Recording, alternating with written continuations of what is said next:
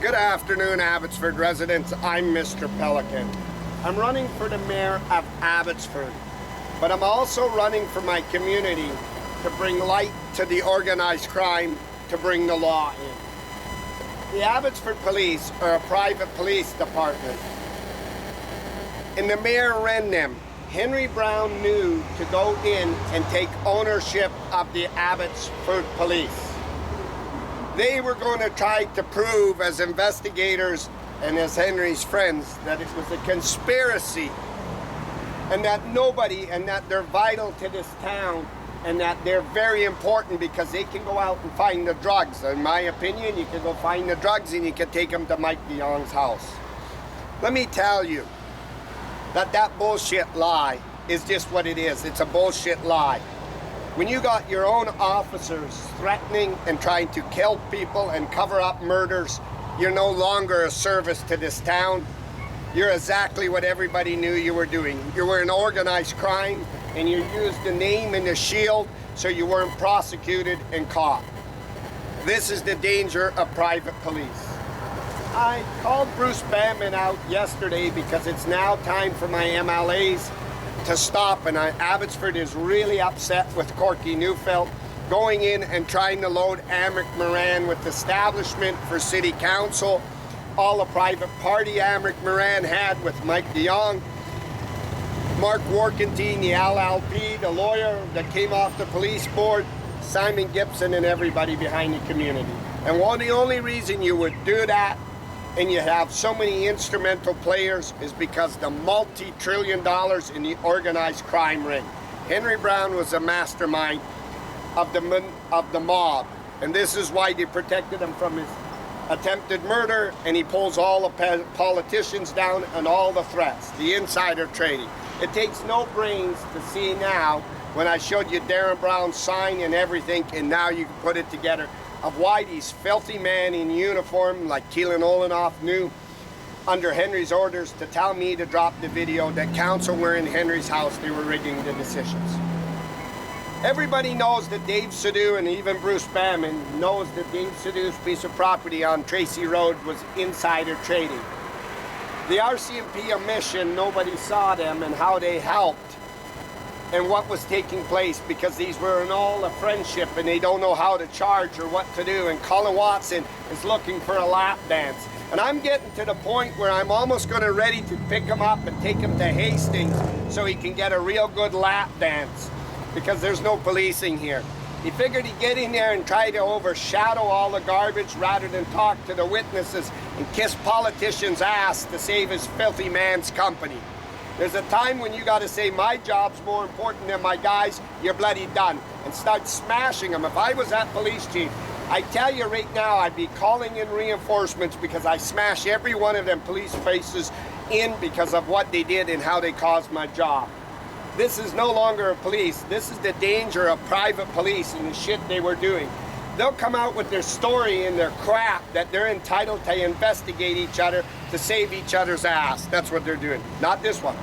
This was an attempted murder. This was organized threats. You saw Darren Brown, Blue Sky, took all the vital information. When Dave Sidhu grabbed Mayor Siemens by the testicles, he knew he could blackjack him and he was going to get his land lifted for his dad on Tracy Road for insider trading when there's about 5,000 farms it could go on. They headhunted Vitalis. Councillor and mayor were no longer councillor and mayor, they were longtime friends. And they knew that, and they weren't calling each other out. And they figured they were even Mark Warkentine being an LLP. If you drive through this town, and I want to tell you that thanks to the RCMP, it took no brains to put it together when they were targeting me. And they could target with knowing that there was politicians in my house. What idiot and moron would target you knowing that the BC Conservative leader John Rustad's in your house. The sitting MLA, Rianne Gasper, Eric Nivel, and the list just went on. Steve Schaefer, and the list went on. Manjeet Sohi, and the list just went on and on and on and on. And these men didn't know it. And they kept up. You reach the Abbotsford Gang Patrol. I'm out there. I'm on a fentanyl chase. Look at my shield. Oh, my shield will save me. And they were in organized crime. The shield doesn't save you when it's that clear in attempted murder, and now Colin Watts will be kissing every ass there is, and Henry will be phoning everybody to keep the dirty police officers that he used. Henry used you, wrecked your career, and threw you out. Ross Siemens' wife was probably saying the same thing I did to her husband. How long ago, how long, Ross, have you sold your bloody soul and the mob owned you? That's a mob that owned him. And now they need to rig to load Ross Siemens. So let me show you about blackjack. When Dave Sadu knew that Ross Siemens and Henry were collaborating on job sites, and he knew that Ross sat on the decision that damaged homes and Henry's son was in front of him. When he knew Henry's son that took all the vital information, Darren Brown, to set up his company in Abbotsford and then sell the jobs and headhunt the jobs because all counsel were with Henry, and they passed the decisions over to public. Dave Sadu was going to make work of that. Dave Sadu wasn't going to not come out with financial gain over them. Then when they used Dave Sadu to use his South Asian rag newspaper to load the election and confuse the South Asian that Ross was this good Mennonite piece of shit, and then blocked the UFB. Now they try to distance themselves from Dave Sadu, and they picked up this garbage Amric Moran that has cheated everywhere. He's used preferential treatment, collaborating with Mark Warkentine, one of the old buddies. And ain't it funny that they got this man off the police board, and basically he's protecting the dirty police. So let me read a loud line of the dirty players. They owe each other, and they're going to take that money out, and this is what the RCMP knew. It was all about money. Marcus Dalvis is Quantum Projects. His mom owns the Mahogany, and you want to see what city council got the 16th floor in there in corner looking to Mount Baker. And they were rigging these decisions. Quantum Projects ran and helped Abbotsford first. He ran Ross Siemens, he ran Dave Sadu. Marcus Dalvis was also the one that gave $10,000 to Dave Sadu to go out and pay the South Asians $100 to sign up to win the nomination, Liberal nomination, over Bruce Banman. And Marcus Dalvis confessed it, and he said Dave wasn't supposed to tell. Marcus spent all his money and rigged and helped them with the election, and he was their financial agent. They owed Marcus Dalvis, and that you knew they owed him. So Abbotsford First, that were not on city council, they were friends. They had to pay him back just like that. And Dave Sadu is not going to stand by and watch Marcus Dalvis make millions of dollars on insider trading and not him. So they went ahead to prove Marcus Dalvis's tower, 30-story tower, because they owed him. When Dave Sadu knew this, he blackjacked him. And this is how he could lift Tracy Road with insider trading, get Vitalis, because if he figured he got the Vanderpoels, it's a big company. No one will take it. Vanderpoel can hire a lawyer. I wonder if that lawyer is going to be Amric Moran. Maybe he might be the LLP, Mark Warkentine. Oh, maybe he might be Ed Fast. He might be the former Attorney General that threw the legal party on Bell Road with legal drugs and alcohol to endorse Dave Sadu and Mike DeYoung. This is what they were doing. This is why Darren Brown. But when Dave Sadu found that, Dave Sadu didn't do what was right to the authorities. Dave Sadu was going to take gain off of it. Now he told them, you owe me. I sat on all the decisions and rigged it. And we knew that Dave Sadu would not hesitate to keep bluffing, and they would get scareder because he owned some rag newspaper and he could print it out in there, and he would then take advantage. So then they had to come to the agreement to lift Dave Sadu's property on his dad on Tracy Road, and then get Vanderpoels to falsify that they were creating an ag co-op without having a quota or nothing, and a cooperative. It was actually a cooperative, and nobody on the cooperative, but they were privately going to own the company. Then they were going to get the tax evasion waived from going on commercial, and they went on ALR land. Then they lobbied David Eby, and they brought Nicole Reed in, and one was telling on the other. When I knew Dave Sadu's friends all knew that, it was easier for me to get to Dave Sadu and get close to him. Henry knew that this information is insider trading, and he paid city council to make sure his shit got through with Ron Funk and his son's stuff and the insider trading.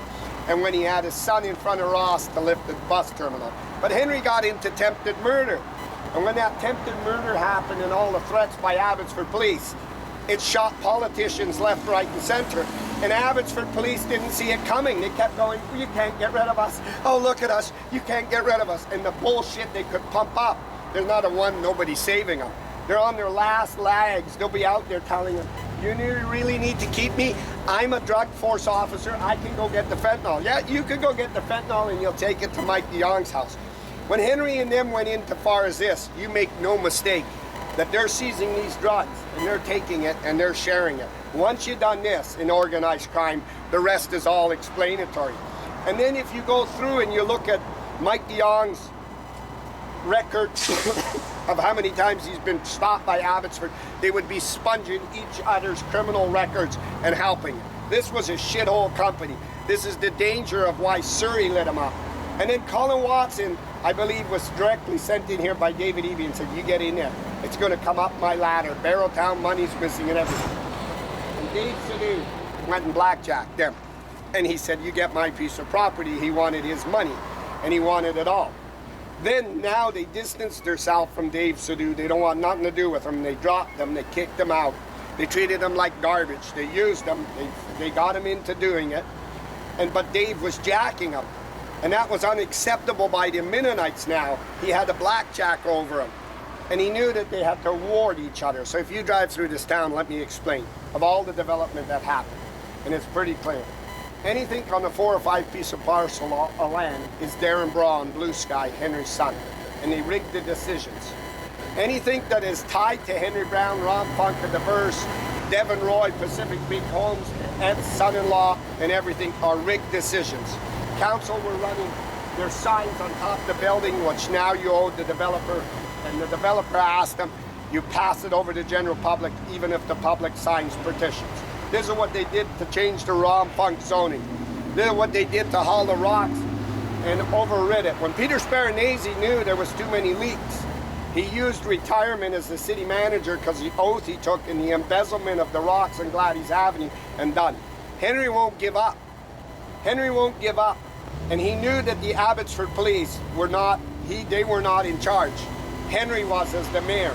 And he jacked them all, and that is why you don't see anybody saying Mike Sir was a good guy.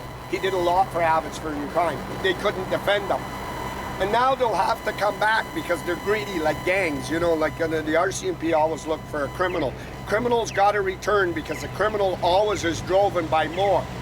And the RCMP looked at the things. How many politicians were beside me? How many witnesses, the statements, and the Abbotsford police weren't taking. They knew exactly what I knew. How many filthy, dirty Abbotsford police officers there are. I don't think they're dying in the line of duty now. As anybody in the general public? They used that as a shield for manipulation when the RCMP said, Mr. Pelican, we want you to test them. We want you to put the witnesses and call them out and take them to the billionaire and see if the chief is going in his Safety Standards Act. It's going to throw them under investigation. And they went and patted each other on the ass. This staff sergeant here. I don't know how you get into court. And you look the jury and the general public in the face. And you tell them, knowing your scope of work, that you're a staff sergeant and an investigator. And you told them you couldn't do this. You're so stupid in the head. You've been, oh, look at the little shield. Look at me. They gave me a business card. I got a little shield. They call me General Staff Sergeant. So they figured their way out of it, was beat their way out of it. Threaten, interrogate, maybe drug traffic and all this. They were in too deep as friends. But the great man in the Mission RCMP stood beside me, made sure that this was overwhelming. Yesterday I made a podcast and I told you the former mayor and MLA is Bruce Bannon, and his very best friends witnessed the Abbotsford police doing that. And they witnessed it in such a way of the effect of the filthy garbage that they'll let me have a meeting. Henry loaded the whole police board. Amric Moran sitting up there, oh Colin, I just need to get in an election. There is no more. This filthy man doesn't even care about this town because it was over, or it was well over. He cares about the money and the shit and lie that he can gain out of that filthy uniform. And he knew to lie when that police force would be always, oh, look at it. It was propped up by Henry Brown and cleaned by Henry Brown.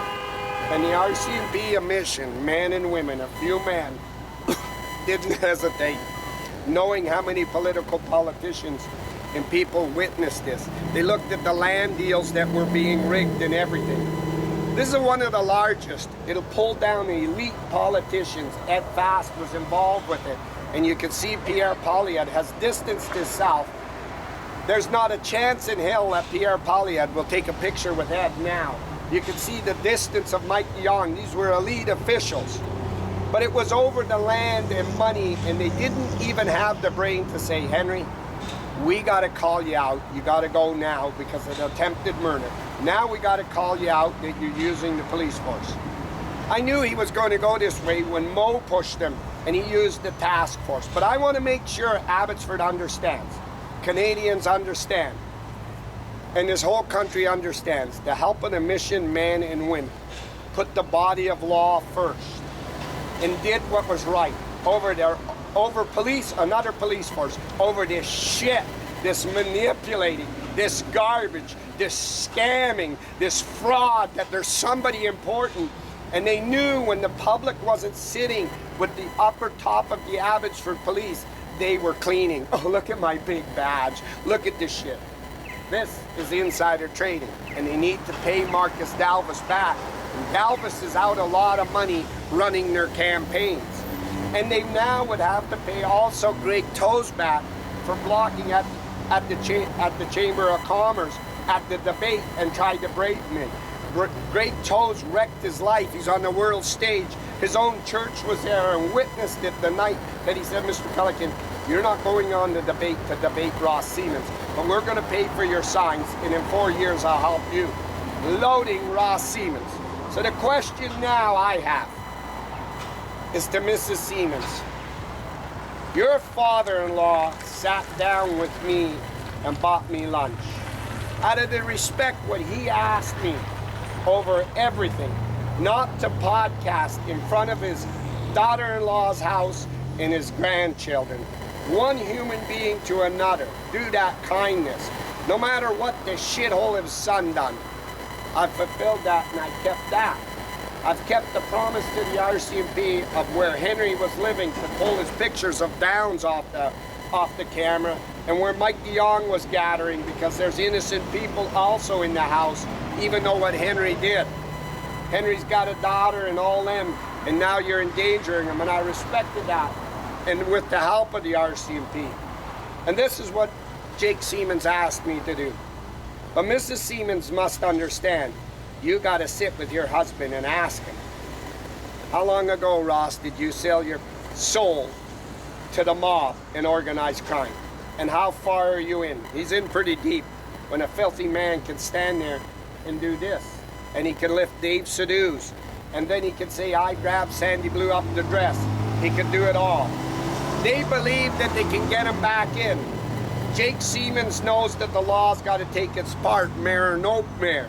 Jake Siemens knows it was insider trading. It was lifts to land. Jake Siemens knows the Abbotsford police were privately friends of friends, and they were purposely blocking and carrying threats for multi-million dollars. Jake Siemens also knows the RCMP don't look away from this. And the RCMP do not get involved unless they have enough. And when the RCMP saw all them politicians in them homes, they knew Abbotsford police are screwed. I want to tell you this, Ross.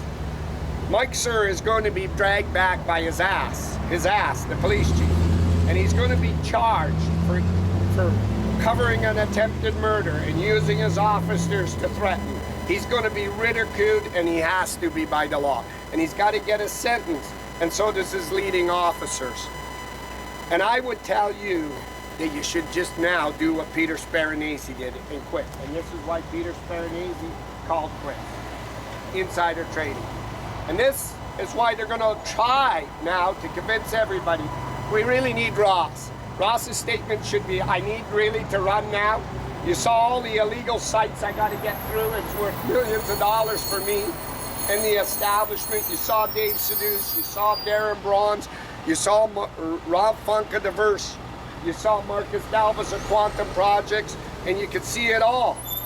You could see that all. And that is what he should have did, and said, I was tired of pumping gas. I lost all my brains from the vapors of the gas, and I went into organized crime because it was easier to make it. But I want to tell you this, one thing you do not want to do, and you do not want to say in this bloody town or in Chilliwack, is that you're a Christian. Because that turned all the churches against you to help me too. This was no Christian. They were using that leverage as Bible-thumping weasels to do this. I want to tell Amric Moran, you better stop your bloody shit of loading to the council. I'm going to help the city councils of loss of opportunity, rigging the elections and decisions that would allow you. And as a bloody lawyer, you knew that was insider trading, and so did I. And you knew Dave Seduz's insider trading. You knew Darren Braun's insider trading. You knew that. You knew what the Abbotsford police were doing, and you knew it all. And any given time, you're welcome to come on my podcast, and I'll podcast you, you chicken shit little brat. And every lawyer in town is phoning me and going, yeah, how long ago was he in? The establishment headhunted him. I'm live. Quantum Projects, Marcus Dalvis, here on South Fraser Highway, Abbotsford, British Columbia.